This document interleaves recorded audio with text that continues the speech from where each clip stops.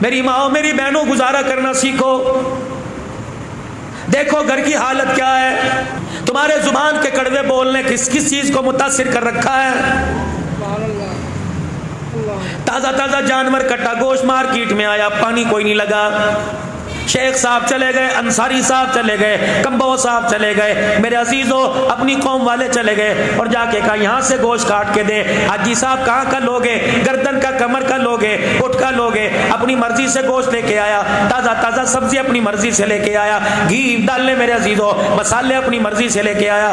بیوی سے کہا ایسا بنائیو, اللہ اکبر, جوانی کی یاد تازہ ہو جائے, ایسا بنائیو کہ انگلیاں چاٹتا چاٹتا رہ جاؤ. بیوی نے بھی بڑی آؤ بھگت کے ساتھ کھانا بنایا, سالن تیار ہو گیا. گھر والا ٹائم پہ روٹی کھانے کے لیے آیا, آگے سالن روٹی پڑی, ہاتھ بھی دھوئے تھے, بسم اللہ بھی پڑی تھی, وعلی برکت اللہ بھی کہا تھا. روٹی کا ٹکڑا توڑا, سالن میں ڈبویا اور پہلا لقمہ منہ میں لیا, ماتھے پہ بل آ گئے, چہرے کا رنگ بدل گیا. بیوی کہنے لگی اللہ خیر کرے. کہنے لگی کیا بات, ہنڈی کنڈی دیکھ کے نہیں بنائی تھی, ہنڈی کے اوپر کھڑے ہو کے تو نے ہنڈی نہیں بھونی تھی, جب ہنڈیاں بھون رہی تھی پک رہی تھی, کہاں چلی گئی تھی. کہنے لگی ہاں ہنڈیاں پکاتے پکاتے محلے والی آئی تھی, جھانک کے کہنے لگی کیا پکا رہی ہے, لگتا ہے اس کی نظر لگ گئی. اللہ کہتا ہے اس کی نظر کوئی نہیں لگی, ہاں ہاں مسالے 2 نمبر ہوں گے. اللہ کہتا ہے مسالے بھی نمبر 2 کوئی نہیں. گوشت میں پانی لگا ہوگا, اللہ کہتا ہے گوشت میں پانی نہیں لگا. الہ العالمین, اس نے لانے میں کسر نہ چھوڑی, اس نے پکانے میں کسر نہ چھوڑی. الہ العالمین, پھر یہ کھانا کیسے بد ذائقہ ہو گیا.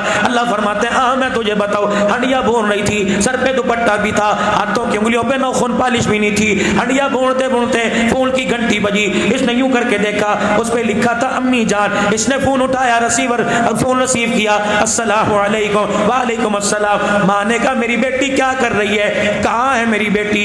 اس نے ہنڈیاں بھونتے بھونتے کہا جس جہنم میں تم نے بھیجا تھا وہیں اور کہاں جاؤں گی, کیا کر رہی ہے. اس نے کہا جو نامراد میرے گلے پڑے تھے, اللہ اکبر, میری امی تو نے آج تک میرے ہاتھ سے انڈا نہیں بنوایا, ان کنجروں کے لیے, ان حرامیوں کے لیے مجھے 12 15 روٹیاں پکانا پڑ رہی ہیں. اللہ کی عزت کی قسم, اور میری بہنوں یہ تیرے زبان کا کڑوا بول, یہ تیرے زبان کا کڑوا بول, یہ تیرے زبان کا کڑوا بول سیدھا تیرے منہ سے نکل کر ہڈیا کے اندر جا کے کرا جس نے ذائقے کا بیڑا غرق کر کے رکھ دیا.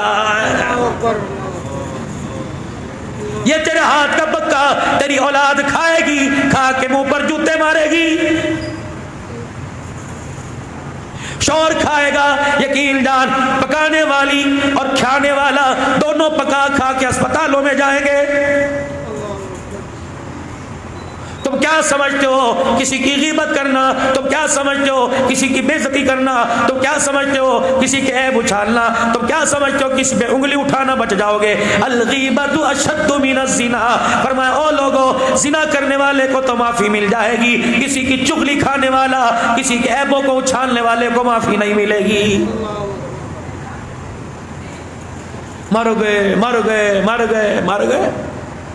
اس سے پوچھ کے دیکھ لو کیا حال ہے, اب گزارا ہو رہا ہے, کوئی شکر کرتا ہی نہیں, کوئی کہتا نہیں اللہ کا شکر. اگر اپنی قابلیت کو دیکھیں تو ہماری قابلیت ایک سوکھی روٹی کی نہیں, قربان جاؤں دیسی گھی کے پروٹھے کھلا رہا ہے. اگر اپنی قابلیت کو دیکھیں تو سادہ پانی کے بھی میرے عزیزو ہم اس کے آگے سر اٹھا کے نہیں مانگ سکتے, لیکن قربان جائیں وہ دودھ کے شربت پلا رہا ہے. شکر کرنا سیکھو. بیوی دعا کر رہی ہے, شوہر آمین کہہ رہے ہیں. بیوی کہہ رہی ہے چل اب روٹی لے کے جا. روٹی لے کے جاتا جاتا کمرے میں گھستا گھستا رک گیا. اب کیا ہوا, عرب کا دستور ہے, مہمان نوازی کی ایک عادت ہے, جب کوئی مہمان روٹی کھانے بیٹھے ہے اس کے ساتھ میزبان بھی بیٹھتا ہے. روٹی ایک, وہ بھی اتنی سی چپاتی, اس کا پیٹ نہیں بھرے گا. اگر 2-4 ٹکڑے میں نے منہ میں لے لیے تو میرا پیٹ نہیں بھرے گا, اس کا نہیں بھرے گا. بیوی سمجھدار تھی, کہنے لگی اچھا پھر یوں کریو. کیا کہا, جب مہمان کے آؤ پڑھو جی اللہ کا نام, اپنے رب کا نام لے, اور وہ اللہ اکبر اپنے معبودوں کا نام لے کے روٹی کھانے لگے, تو مجھے کہنا گھر والی اندھیرا اندھیرا سا لگ رہا ہے, کمرے میں دھندلا پن لگ رہا ہے, ایسا گھر ذرا چراغ کی بتی کو اوپر کر دے. میں آؤں گی, چراغ کی بتی اوپر کرنے کے بجائے چراغ کی بتی کو انگلیوں میں لے کے مسل دوں گی, اندھیرا ہو جائے گا. تو روٹی تک ہاتھ بڑھا کے خالی منہ تک لاتا رہیو. مہمان روٹی کھاتا رہے گا اس کا پیٹ بھی بھر جائے گا, تیری مہمان نوازی کا بھرم بھی بچ جائے گا. اللہ اکبر. جب دسترخوان لگا, گھر والی ذرا چراغ ذرا اونچا کر دے, روشنی ذرا تیز کر دے. گھر والی نے چراغ اونچا کرنے کے بجائے چراغ بجھا دیا. میزبان دسترخوان تک ہاتھ لاتا رہا, خالی ہاتھ اپنے منہ تک لاتا رہا, چب چب کرتا رہا. مہمان سمجھا کھانا کھا رہا ہے, جب کھا لیا اللہ اکبر اور چاہیے کہ نہ اس میں برکت ہی ایسی تھی ایک روٹی کھائی نہ گئی. اللہ اکبر. تو نے اندھیرا کر کے اپنے دسترخوان کو, اپنی میزبانی کو مہمان سے تو چھپا لیا, خدا سے کیسے چھپا سکتا ہے. صبح ہوئی, مہمان کا ہاتھ پکڑا, کہا جی اٹھیے ہماری نماز کا وقت ہو گیا. اب جس نے کھلا کے سلایا تھا اٹھ کے اس کے آگے سجدہ کرنے کا وقت آ گیا.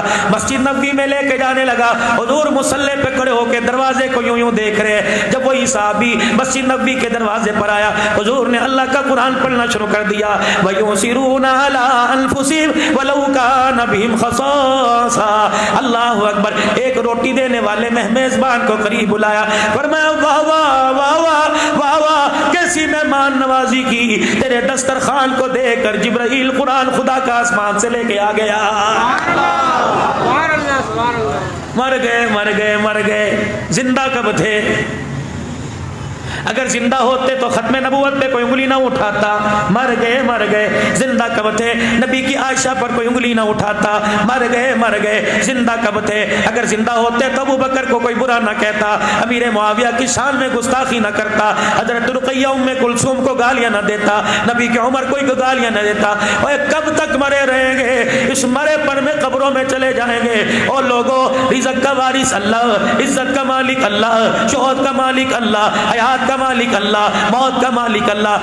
ڈٹ جاؤ ڈٹ جاؤ, کفر کے مقابلے میں ڈٹ جاؤ. رب کعبہ کی قسم ہے, بدر کا میدان تھا, 313 میدان کے اندر اترے, پیر میں جتی کوئی نہیں, سر پہ ٹوپی کوئی نہیں, کال پگڑی کوئی نہیں, پیٹ میں روٹی کوئی نہیں, تن پہ کپڑا کوئی نہیں, لیکن میرے عزیزوں ایمان کا جذبہ لے کے اترے تھے. ان کے ایمان کی طاقت کو دیکھ کر جبرائیل بھی اپنا لشکر لے کے ان کے ساتھ آ کے کھڑا ہو گیا تھا.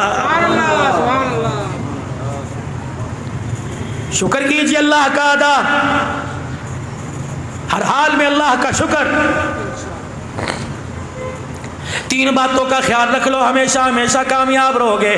پہلی بات یہ, کبھی بھی اپنے دسترخوان پر, کبھی بھی اپنے دسترخوان پر میرے عزیزو, اللہ اکبر, کبھی بھی میرے عزیزو اپنے دسترخوان پر حرام کا لقمہ لے کے نہ آنا. بچوں نے آگ مانگے, کہہ دے بیٹے گنجائش کوئی نہیں. بچوں نے فروٹ مانگا, کہہ دے بیٹے گنجائش کوئی نہیں. ان کی فرمائش بے شک 15 دن میں پوری کر, ان کی فرمائش بے شک 10 دن کے اندر پوری کر. خبردار اپنے بچوں کے لیے حرام نہ لے کے آئیو. اگر تیرے دسترخوان پر, میری بہن, میری ماں, میری رانی, اگر تیرے دسترخوان پر حرام کا لقمہ آ گیا تو رب محمد کی قسم ہے تیرے آنے والی 3 نسلوں کا بیڑا غرق کر کے رکھ دے گا.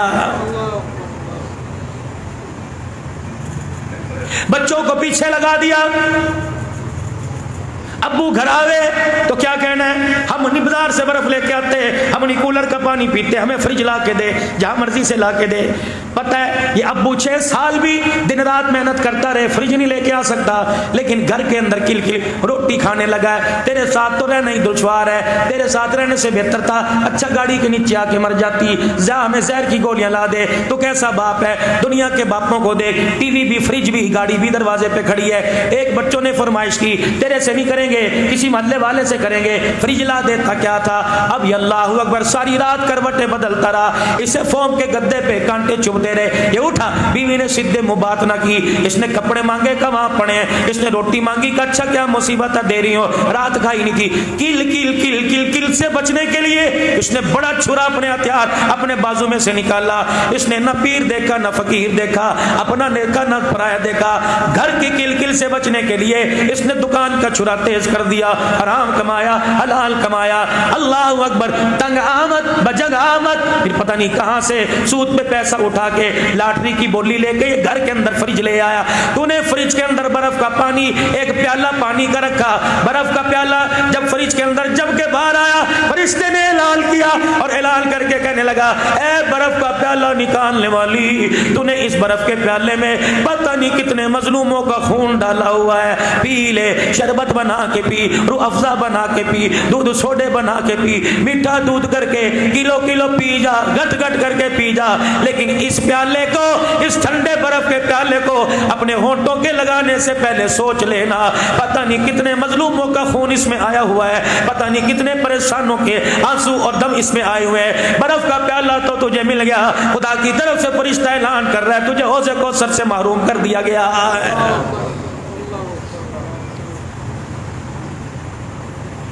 ہمیں نہیں پتا گھر کے قالین اور پردے اس سے پہلے لگیں گے، جہاں مرضی سے لگا،